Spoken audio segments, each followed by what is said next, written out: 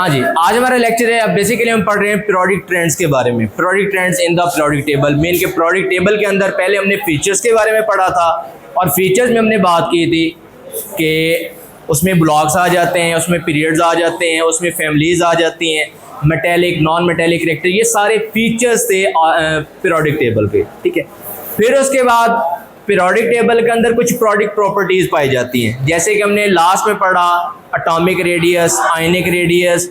आज हम पढ़ने जा रहे हैं आयोनाइजेशन एनर्जी, और उसके बाद होगा electronegativity, electrical conductance, hydration energy and so on. ये सारी प्रॉपर्टीज़ हम वन बाय वन डिस्कस करेंगे। तो आज जो हमने पीरियोडिक प्रॉपर्टी डिस्कस करनी है वो है आयोनाइजेशन एनर्जी। तो आज का हमारा टॉपिक होगा आयोनाइजेशन एनर्जी।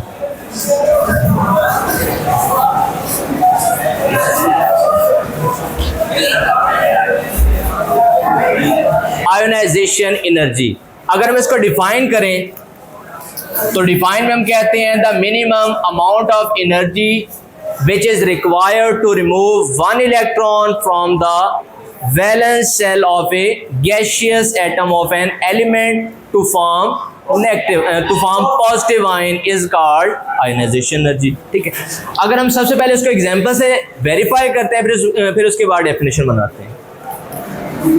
सपोज मैं कहता हूं कि ये मेरे पास एक न्यूक्लियस है। ठीक है, न्यूक्लियस के बाहर पाए जाते हैं वैलेंस शेल।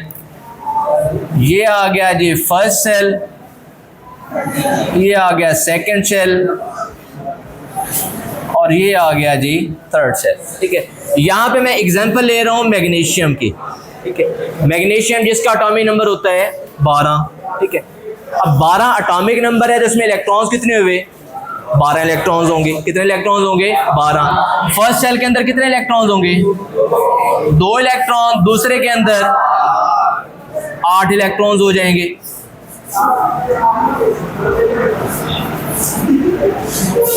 और तीसरे शेल के अंदर आ जाएंगे 2 इलेक्ट्रॉन। ठीक है, तीसरे शेल के अंदर कितने आ जाएंगे? 2 इलेक्ट्रॉन। अब बेसिकली आयोनाइजेशन एनर्जी के बारे में हमने बात की। किसी भी एटम, ये एक एटम है, किसी भी एलिमेंट का एक गैसियस एटम है, गैसियस स्टेट में पाया जा रहा है। इस गैसियस स्टेट में इसका जो आखिरी शेल है, इस शेल को नाम दिया जाता है वैलेंस शेल। किसका नाम दिया जाता है? वैलेंस शेल का। इसके वैलेंस शेल में बेसिकली 2 इलेक्ट्रॉन्स हैं। कितने इलेक्ट्रॉन्स हैं? 2। अब इन इलेक्ट्रॉन्स को, अब ये इलेक्ट्रॉन है, इस इलेक्ट्रॉन्स को निकालने के लिए जितनी एनर्जी रिक्वायर्ड होगी, मतलब इसने इलेक्ट्रॉन्स को मैंने निकालना है, इसको निकालने के लिए जितनी मैं एनर्जी लगाऊंगा वो एनर्जी क्या कहलाएगी? Ionisation energy. वो एनर्जी क्या कहलाएगी? Ionisation energy. सपोज मैं इस इलेक्ट्रॉन को यहां से निकालता हूं। ठीक है, मैंने इस इलेक्ट्रॉन को यहां से निकाला। अब इस इलेक्ट्रॉन को निकालने के लिए मैंने जितनी एनर्जी लगाई है वो एनर्जी इसकी कहलाएगी आयोनाइजेशन एनर्जी। मैं यहां बात करता हूं कि ये मेरे पास मैग्नीशियम का एटम था जो कि गैसियस स्टेट में पाया जा रहा है। इसके आउटर मोस्ट शेल में से एक इलेक्ट्रॉन निकलेगा। एक इलेक्ट्रॉन निकलेगा तो ये क्या बन जाएगा? पॉजिटिव आयन बन जाएगा। क्या बन जाएगा? Positive ion. तो ये बन गया मैग्नीशियम पॉजिटिव 1 इलेक्ट्रॉन, और यहाँ पे जिसकी आयोनाइजेशन एनर्जी होगी वो आ जाती है +738 किलो जॉल पर। कितनी एनर्जी आ जाती है? 738 किलो जॉल पर मोल। ये एनर्जी क्या कहलाएगी? Ionisation energy. ये एनर्जी क्या कहलाएगी? Ionisation energy. और यहाँ से ये इलेक्ट्रॉन क्या हो गया? रिमूव हो गया। ये इलेक्ट्रॉन क्या हो गया? रिमूव हो गया। अब जरा इसकी डेफिनेशन बनाए। हमने क्या कहा? ये कोई सा एक गैसियस एटम है किसी भी एलिमेंट का, इसके वैलेंस शेल के अंदर इलेक्ट्रॉन्स हैं। वैलेंस शेल के अंदर क्या है? इलेक्ट्रॉन्स हैं। इन इलेक्ट्रॉन्स में से एक इलेक्ट्रॉन को निकालने के लिए, अब यहाँ पे मैंने इस इलेक्ट्रॉन को निकाला।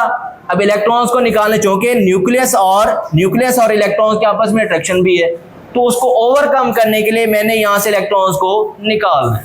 अब निकालने के लिए मैंने जितनी एनर्जी लगानी है वो एनर्जी इसकी कहलाएगी आयोनाइजेशन एनर्जी। वो एनर्जी क्या कहलाएगी? Ionisation energy. अब जरा इसकी डेफिनेशन बनाए। The minimum amount of energy required to remove 1 electron, कहां से? From the valence shell of a gaseous atom. From the valence shell of a gaseous atom to form positive ion बन गया, उस energy को नाम देंगे ionization energy. क्या नाम देंगे? आयनाइजेशन एनर्जी का नाम देंगे। तो अब डेफिनेशन क्या बनी? The minimum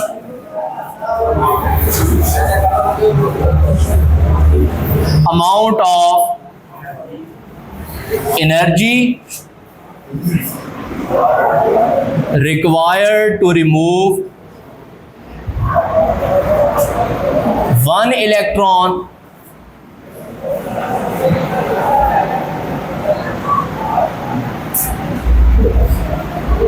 from the valence shell of a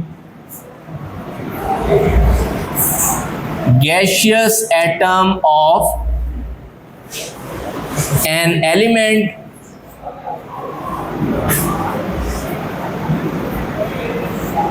to form positive ion is called ionization energy.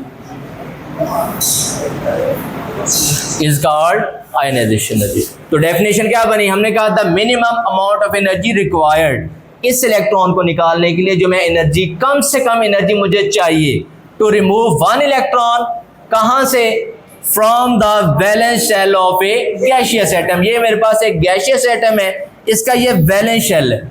Valence shell में से एक इलेक्ट्रॉन निकालने के लिए जो मुझे एनर्जी लगानी पड़ रही है to form positive ion is called ionisation energy. और जब इलेक्ट्रॉन निकलेगा तो वो कन्वर्ट हो जाएगा पॉजिटिव आयन में, और जो एनर्जी आएगी उस एनर्जी को नाम देंगे उसकी आयनाइजेशन एनर्जी। क्या नाम देंगे? आयनाइजेशन एनर्जी का नाम देंगे। बात की समझ आई? ठीक है। अब यहाँ पे मैंने ये एक इलेक्ट्रॉन क्या कर दिया? रिमूव कर दिया। अब इसके वैलेंस शेल में कितने इलेक्ट्रॉन बच गए? मतलब पहले ये मैग्नीशियम था, अब ये किस फॉर्म में आ गया? मैग्नीशियम पॉजिटिव में आ गया। किस में आ गया? Magnesium positive. ठीक है। अभी भी इसके वैलेंस शेल में एक इलेक्ट्रॉन और है। क्या हम इस इलेक्ट्रॉन को निकाल सकते हैं? निकाला जा सकता है। अब जब इसको निकालूंगा तो फिर अगेन मुझे यहाँ पे एनर्जी लगानी पड़ेगी। ठीक है। तो अब यहाँ पे ये आ गया मैग्नीशियम पॉजिटिव, गैसियस फॉर्म में आ गया। अब इसमें से हमने एक और इलेक्ट्रॉन निकाला तो ये किस फॉर्म में चला जाएगा? मैग्नीशियम 2 पॉजिटिव, और यहाँ पे आ गया एक electron.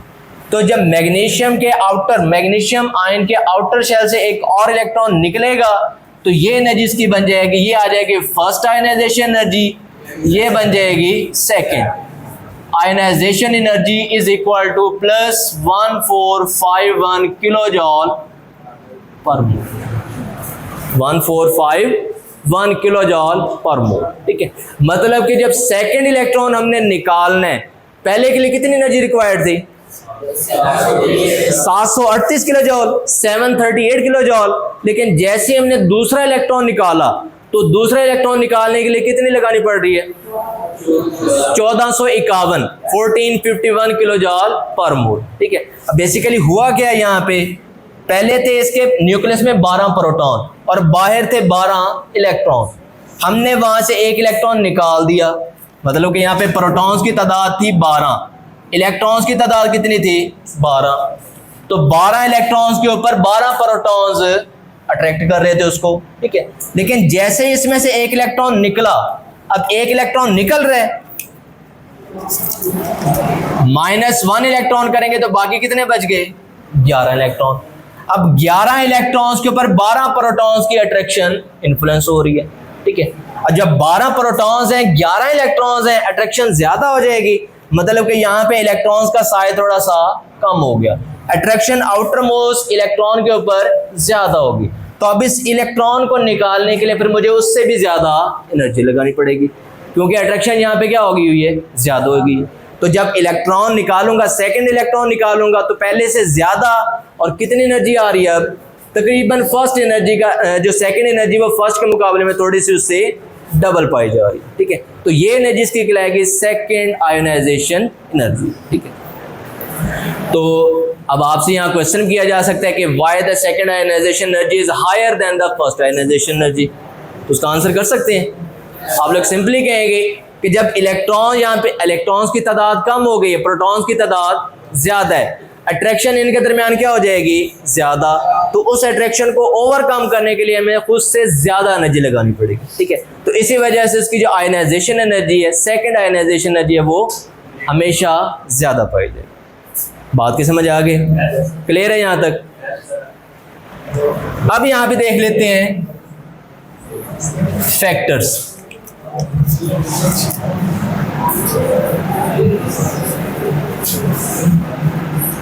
Factor that influence on the ionisation energy. कौन कौन से फैक्टर्स हैं जो कि आयनाइजेशन एनर्जी के ऊपर इफेक्ट हो रहे हैं, ठीक है। क्योंकि हमने बेसिकली पढ़ना है आयनाइजेशन एनर्जी का trend in the periodic table, ठीक है। पीरियोडिक ट्रेंड हमने डिस्कस करना है। तो फैक्टर्स की बात की जा रही है। अब यहां पे जब फैक्टर्स देखेंगे तो फैक्टर में नंबर 1 आ जाएगा नंबर ऑफ इलेक्ट्रॉन, ठीक है। दूसरे नंबर पे आ जाएगा न्यूक्लियर चार्ज।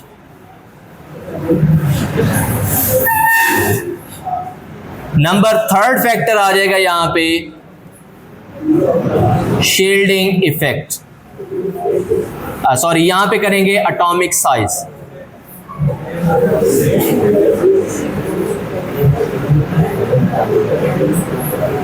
और 4th फैक्टर आ जाएगा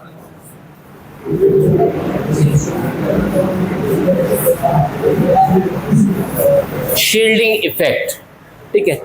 टोटल यहां पे कितने फैक्टर्स आ गए, अब 4। कौन कौन से, number of electrons, nuclear charge, atomic size और शील्डिंग इफेक्ट, ठीक है।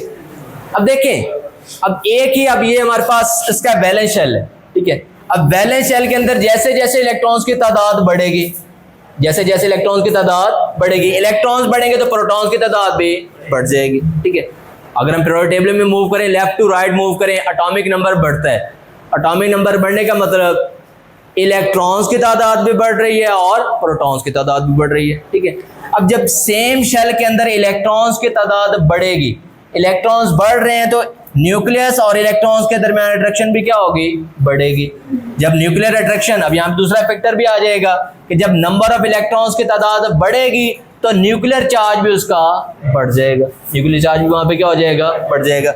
जैसे जैसे इलेक्ट्रॉन्स बढ़ रहे हैं, इलेक्ट्रॉन्स और न्यूक्लियस के दरमियान अट्रैक्शन भी बढ़ जाएगी। अट्रैक्शन बढ़ेगी तो उसका न्यूक्लियर चार्ज भी बढ़ना शुरू हो जाएगा, न्यूक्लियर चार्ज भी क्या होगा, बढ़ना शुरू हो जाएगा, ठीक है। 3rd फैक्टर की बात करें, एटॉमिक साइज। अब जैसे जैसे इलेक्ट्रॉन्स की तादाद बढ़ी, न्यूक्लियर चार्ज भी बढ़ना स्टार्ट हो गया। न्यूक्लियर चार्ज बढ़ेगा, इलेक्ट्रॉन्स और न्यूक्लियस के दरमियान अट्रैक्शन बढ़ने की वजह से साइज पहले से क्या होना शुरू हो जाएगा, कम होना शुरू हो जाएगा। साइज क्या होना शुरू हो जाएगा, कम। अगर इलेक्ट्रॉन्स की तादाद बढ़ती है तो एटॉमिक साइज भी क्या होगा, कम होना शुरू हो जाएगा। एटॉमिक साइज, न्यूक्लियर चार्ज बढ़ेगा, एटॉमिक साइज कम होना शुरू हो जाएगा। एटॉमिक साइज क्या होना शुरू हो जाएगा, कम होना शुरू हो जाएगा, ठीक है।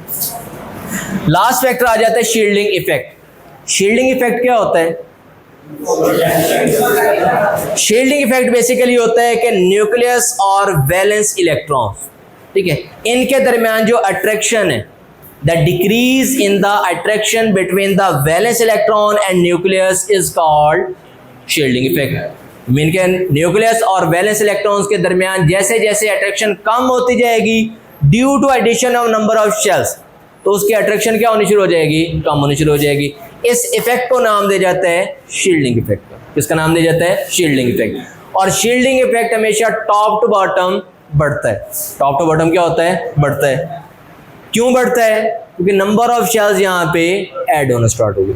नंबर ऑफ शेल्स यहाँ पे क्या आने शुरू हो गए हैं, ऐड होने शुरू हो, ठीक है। जिसकी वजह से अब यहाँ पे अगर मैं बात करूं, अगर सपोज मैं कहता हूँ ये फर्स्ट सेल की हम बात कर रहे हैं, फर्स्ट सेल और न्यूक्लियस है, इन दोनों का दरमियान अट्रैक्शन ज्यादा होगी, इन दोनों का दरमियान अट्रैक्शन क्या होगी, ज्यादा। लेकिन इससे जब नेक्स्ट सेल में आऊंगा, अब सपोज मैं कहता हूं कि ये मेरे पास इस इलेक्ट्रॉन और न्यूक्लियस के दरमियान अट्रैक्शन क्या होगी, कम हो जाएगी। अट्रैक्शन क्या हो जाएगी, कम। अट्रैक्शन कम क्यों हो रही है, क्योंकि यहाँ पे एक ये पूरा शेल ऐड हो चुका हो, यहाँ पे एक प्रोटेक्शन आ गई है, शील्ड आ गई है, तो इस वजह से इस इलेक्ट्रॉन और न्यूक्लियस के दरमियान अट्रैक्शन कम हो जाएगी।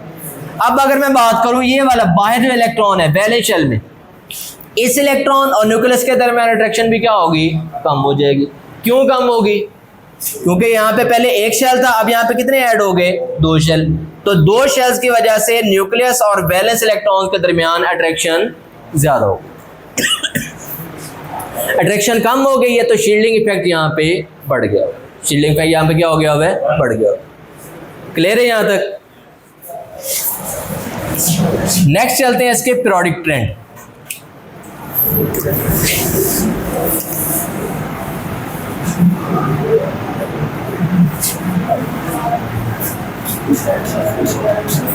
पीरियोडिक ट्रेंड, और पीरियोडिक ट्रेंड में 2 चीजें आएंगी, अलोंग द पीरियड और दूसरा आ जाएगा along the group.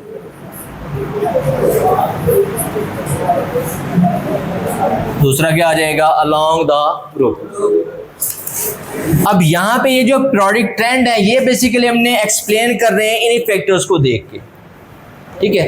Number of electrons को, न्यूक्लियर चार्ज को, एटॉमिक साइज को और शील्डिंग फैक्टर, इसी को देखते हुए हमने यहाँ पे इसके पीरियोडिक ट्रेंड बनाने, ठीक है? अब अलोंग द पीरियड की बात करें तो अलोंग द पीरियड क्या होता है? Left to right. Along the period क्या होता है? लेफ्ट टू राइट, ठीक है? जैसे जैसे हम पीरियोडिक टेबल के अंदर लेफ्ट टू राइट मूव करेंगे, ठीक है, ये बेसिकली ट्रेंड कौन सा होगा? पीरियड का ट्रेंड होगा। कौन सा ट्रेंड होगा? पीरियड। अब जैसे जैसे हम लेफ्ट टू राइट मूव करते हैं, लेफ्ट टू राइट मूव करेंगे, वैसे वैसे उसके नंबर ऑफ इलेक्ट्रॉन्स भी क्या होंगे? बढ़ने शुरू हो जाएंगे। इलेक्ट्रॉन्स बढ़ रहे हैं, इलेक्ट्रॉन्स बढ़ेंगे तो न्यूक्लियर चार्ज भी बढ़ना शुरू हो जाएगा। हमने कहा ना कि यहाँ पे हमने इस सारे फैक्टर्स को देखना है। लेफ्ट टू राइट मूव करेंगे, नंबर ऑफ इलेक्ट्रॉन्स ज्यादा हो जाएंगे, नंबर ऑफ इलेक्ट्रॉन्स ज्यादा होंगे, न्यूक्लियर अट्रैक्शन ज्यादा हो जाएगी। न्यूक्लियर अट्रैक्शन ज्यादा होने की वजह से एटॉमिक साइज कम होना शुरू हो जाएगा। एटॉमिक साइज क्या होगा? कम होना शुरू हो जाएगा। और लेकिन यहाँ पे शील्डिंग इफेक्ट क्या रहेगा? सेम रहेगा, क्योंकि सारे के सारे इलेक्ट्रॉन एक ही शेल के अंदर ऐड होते जा रहे हैं, तो उसकी वजह से साइज क्या होना शुरू हो जाएगा? कम होना शुरू हो जाएगा, ठीक है? शील्डिंग इफेक्ट क्या रहेगा? सेम रहेगा, ठीक है? अब सपोज यहाँ पे मैं बना लेता हूँ कि ये मेरे पास न्यूक्लियर, ये इसका शेल आ गया, ठीक है, ठीक है? अब इस शेल में कितने इलेक्ट्रॉन्स हैं जी? सपोज मैं कहता हूँ कि इसके शेल में, आउटर शेल में 1 इलेक्ट्रॉन, ठीक है, इसका साइज इतना है। फिर जैसे ही हम नेक्स्ट की तरफ मूव करेंगे,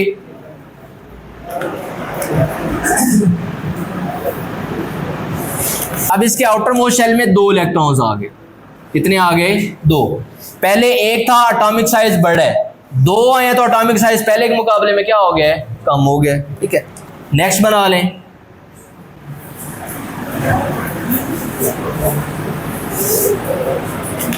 अब यहां पे आ गए इसके आउटर मोस्ट शेल में 3 इलेक्ट्रॉन आ गए, ठीक है? कितने आ गए? 3। अब देखें यहाँ पे इलेक्ट्रॉन्स की तादाद बढ़ रही है तो एटॉमिक साइज, न्यूक्लियर चार्ज क्या होता जा रहा है? बढ़ता जा रहा है। पहले यहाँ पे न्यूक्लियस और वैलेंस इलेक्ट्रॉन एक ही अट्रैक्शन थी, यहाँ पे 2 इलेक्ट्रॉन आ गए, 2 अट्रैक्शन आ गए। यहाँ पे 3 इलेक्ट्रॉन आ गए तो अट्रैक्शन थोड़ी सी और बढ़ गई। अट्रैक्शन बढ़ रही है, एटॉमिक साइज क्या होता जा रहा है? कम होता जा रहा है। अब सपोज मैं कहता हूँ यहाँ पे एक चौथा आ जाता है,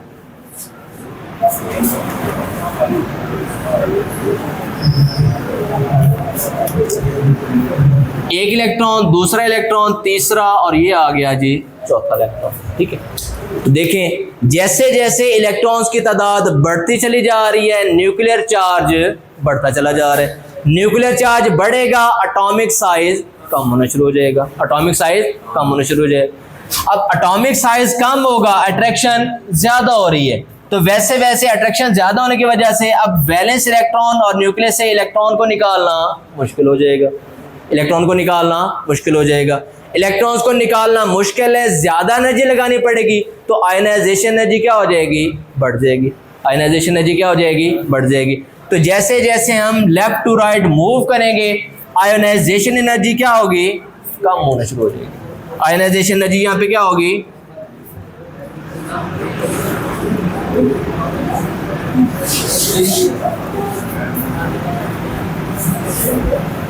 आयनाइजेशन एनर्जी क्या होगी?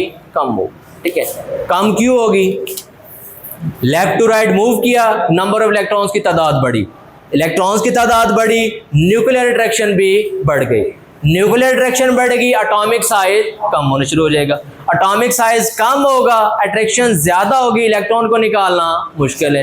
इलेक्ट्रॉन जब निकालना मुश्किल हो जाएगा तो इलेक्ट्रॉन वहां पे एनर्जी हमें ज्यादा लगानी पड़ेगी, जिसकी वजह से आयनाइजेशन एनर्जी क्या होगी, ज्यादा होना शुरू हो जाएगी। आयनाइजेशन एनर्जी यहाँ पे क्या होगी, इंक्रीज होना स्टार्ट हो जाएगी। आयनाइजेशन एनर्जी यहाँ पे क्या होगी, इंक्रीज होना स्टार्ट हो जाएगी। ठीक है, नेक्स्ट चलें अलोंग द ग्रुप। अब अलोंग द ग्रुप आ रहे हैं। अलोंग द ग्रुप मतलब top to bottom. Top to क्या आ गया, बॉटम आ गया। ठीक है, अब टॉप टू बॉटम मूव करेंगे। अब यहाँ पे अगेन वही फैक्टर्स। ठीक है, अब टॉप टू बॉटम आ रहे हैं।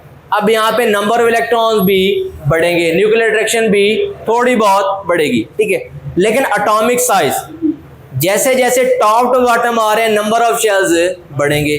नंबर ऑफ शेल्स बढ़ेंगे तो एटॉमिक साइज बढ़ना शुरू हो जाएगा। एटॉमिक साइज क्या होगा, बढ़ना शुरू हो जाएगा। एटॉमिक साइज बढ़ेगा तो शील्डिंग इफेक्ट भी वहां पे बढ़ना शुरू हो जाएगा। शील्डिंग इफेक्ट भी वहां पे क्या हो जाएगा, बढ़ना शुरू हो जाएगा। ठीक है, अब शील्डिंग इफेक्ट हमने कहा कि जैसे जैसे नंबर ऑफ इलेक्ट्रॉन्स की तादाद बढ़ेगी, शील्डिंग इफेक्ट भी बढ़ेगा। ठीक है, कैसे, सपोज मैं कहता हूं कि ये फर्स्ट वाला आ गया। ठीक है, फर्स्ट पीरियड में आ गया, फर्स्ट शेल है इसके अंदर। नेक्स्ट मूव करेंगे, अब इसमें आ जाएंगे दो शेल आ जाएंगे। नेक्स्ट ग्रुप की तरफ जाएंगे, नेक्स्ट पीरियड की तरफ जाएंगे तो यहाँ पे तीन शेल आ जाएंगे। ठीक है, तो जैसे जैसे हम टॉप टू बॉटम आएंगे, फर्स्ट पीरियड है तो फर्स्ट शेल है, सेकंड पीरियड में गए हैं उससे नीचे आए हैं तो दो शेल आ गए, उससे नीचे जाएंगे तीन शेल, उससे नीचे जाएंगे चार शेल। तो जैसे जैसे टॉप टू बॉटम आएंगे नंबर ऑफ शेल्स वहां पे बढ़ रहे हैं। नंबर ऑफ शेल्स बढ़ रहे हैं तो एटॉमिक साइज उसका बढ़ता जा रहा है। एटॉमिक साइज बढ़ेगा, नंबर ऑफ शेल्स बढ़ रहे हैं तो शील्डिंग इफेक्ट भी वहां पे बढ़ना शुरू हो जाएगी। अट्रैक्शन क्या होनी शुरू हो जाएगी, कम होनी शुरू हो जाएगी। जब अट्रैक्शन कम होगी तो वहां से इलेक्ट्रॉन को निकालना आसान हो जाएगा। इलेक्ट्रॉन को निकालना आसान हो जाएगा। जब इलेक्ट्रॉन आसानी से निकल जाएंगे तो उसकी आयनाइजेशन एनर्जी भी क्या हो जाएगी, कम हो जाएगी। आयनाइजेशन एनर्जी क्या हो जाएगी, कम हो जाएगी। ठीक है, तो यहां पे आ जाएगा आयोनाइजेशन एनर्जी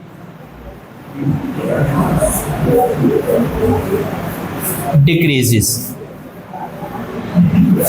आयनाइजेशन एनर्जी यहां पे क्या हो गई, डिक्रीज। ठीक है, तो यहां पे जो इसके कीवर्ड्स बनेंगे वो यहां पे आ जाएगा along the period, left to right हमने मूव किया, नंबर ऑफ इलेक्ट्रॉन्स बढ़े, न्यूक्लियर चार्ज बढ़ा, एटॉमिक साइज कम हुआ, इलेक्ट्रॉन को निकालना मुश्किल है, जिसकी वजह से आयनाइजेशन एनर्जी इंक्रीज हो। अलोंग द ग्रुप की बात करेंगे, टॉप टू बॉटम आ रहे हैं, number of electrons, number of shells बढ़ रहे हैं। नंबर ऑफ शेल्स बढ़ेंगे, एटॉमिक साइज बढ़ जाएगा। एटॉमिक साइज बढ़ेगा तो शील्डिंग इफेक्ट बढ़ना शुरू हो जाएगा। शील्डिंग इफेक्ट बढ़ेगा तो अट्रैक्शन कम होगी, जिसकी वजह से इलेक्ट्रॉन को निकालना आसान, तो आयनाइजेशन एनर्जी वहां पे क्या हो जाएगी, कम हो जाएगी। ठीक है, आयनाइजेशन एनर्जी वहां पे क्या हो जाएगी, कम। बात की समझ आई, क्लियर है यहाँ तक? तो ये था आपके पास आयोनाइजेशन एनर्जी। ठीक है, लास्ट में आ जाता है इसका एक, अगर इन दोनों ट्रेंड्स, पीरियोडिक ट्रेंड को हम ग्राफिकली एक्सप्लेन करना चाहें, ठीक है, तो वो भी किया जा सकता है। यहां पे आ गया आयोनाइजेशन एनर्जी ले लेंगे और यहां पे ले लेंगे एटॉमिक नंबर या पीरियड नंबर।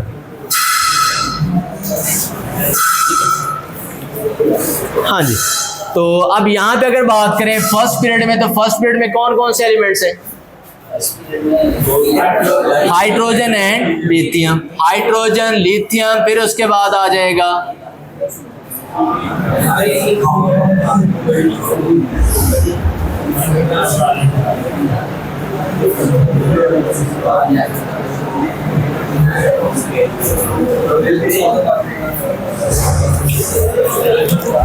ये आ गया जी हाइड्रोजन, ये आ गया हीलियम, ये आ जाएगा लिथियम, ये आ जाएगा बेरिलियम, बोरान, यहाँ पे आ जाएगा कार्बन, यहाँ पे आ जाएगा nitrogen, oxygen, fluorine, helium, neon, sodium, magnesium, aluminium, silicon, phosphorus, sulphur, chlorine, argon. ठीक है, अब पीरियोडिक ट्रेंड में हमने क्या बात की है, अलोंग द पीरियड हमने क्या कहा, लेफ्ट टू राइट मूव करेंगे, एटॉमिक साइज कम होगा, न्यूक्लियर अट्रैक्शन बढ़ेगी और एटॉमिक साइज कम होना शुरू हो जाएगा, आयनाइजेशन एनर्जी कम होगी। अब अगर फर्स्ट पीरियड की बात की जाए तो फर्स्ट पीरियड में पाए जाते हैं हाइड्रोजन और हीलियम। अब देखिए हाइड्रोजन की आयनाइजेशन एनर्जी कम है और हीलियम की आयनाइजेशन एनर्जी ज्यादा है। दूसरे पीरियड की बात करें, दूसरे पीरियड में आ जाता है lithium, beryllium, boron, carbon, nitrogen, oxygen, fluorine और आर्गॉन। ठीक है, अब यहाँ पे देखें लिथियम, इसकी आयनाइजेशन एनर्जी कम है, फिर उसके बाद बेरिलियम आ गया, बोरान, कार्बन, नाइट्रोजन, ऑक्सीजन। तो यहाँ पे देखें आयनाइजेशन एनर्जी क्या हो रही है, बढ़ रही है। आयनाइजेशन एनर्जी क्या हो रही है, बढ़ रही है। और सेम ट्रेंड आ जाएगा थर्ड पीरियड के अंदर भी कि ionisation energy along the period क्या हो रही है, बढ़ती चली जा रही है। फैक्टर्स इसमें कौन कौन से होंगे, नंबर ऑफ इलेक्ट्रॉन्स बढ़ रहे हैं, न्यूक्लियर अट्रैक्शन बढ़ रही है, शील्डिंग इफेक्ट रिमेन सेम और यहाँ पे आ गया एटॉमिक साइज कम होना शुरू हो गया। ठीक है, अगर अलोंग द ग्रुप की बात की जाए, अब अलोंग द ग्रुप आ गया, अलोंग द ग्रुप में क्या आ रहा है, टॉप टू बॉटम। अब अगर फर्स्ट ग्रुप की बात की जाए तो फर्स्ट ग्रुप में कौन कौन से एलिमेंट्स हैं, hydrogen, lithium, sodium, potassium, rubidium, caesium और फ्रांसियम। अब यहाँ पे देखें हाइड्रोजन फर्स्ट ग्रुप का, लिथियम दूसरे ग्रुप का, सोडियम उसी ग्रुप में थर्ड नंबर पे आ रहा है। अब देखें टॉप टू बॉटम आ रहे हैं तो आयनाइजेशन एनर्जी क्या हो रही है, कम हो रही है। हाइड्रोजन की ज्यादा, लिथियम की कम, सोडियम की उससे कम और पोटाशियम की उससे कम हो जाए। ठीक है, सेकंड ग्रुप की तरफ मूव करो, बेरिलियम, मैग्नीशियम। तो देखें इसकी एनर्जी ज्यादा है, इसकी एनर्जी कम है, तो top to bottom ionisation energy क्या होगी, कम। Top to bottom ionisation energy क्या होगी, कम। तो ये था हमारे पास ओवरऑल, ये हमने बेसिकली ट्रेंड देखना था। हमारा टॉपिक था पीरियोडिक ट्रेंड। पीरियोडिक टेबल के अंदर हमने ट्रेंड्स के बारे में बात करनी थी। तो पीरियोडिक ट्रेंड हमने देख लिया, along the period, along the group. Along the period ionisation energy बढ़ेगी, along the group ionisation energy कम होगी और फैक्टर्स आपको यहाँ पे एक्सप्लेन कर। तो ये था हमारा topic ionisation energy, trends in the periodic table. चलें।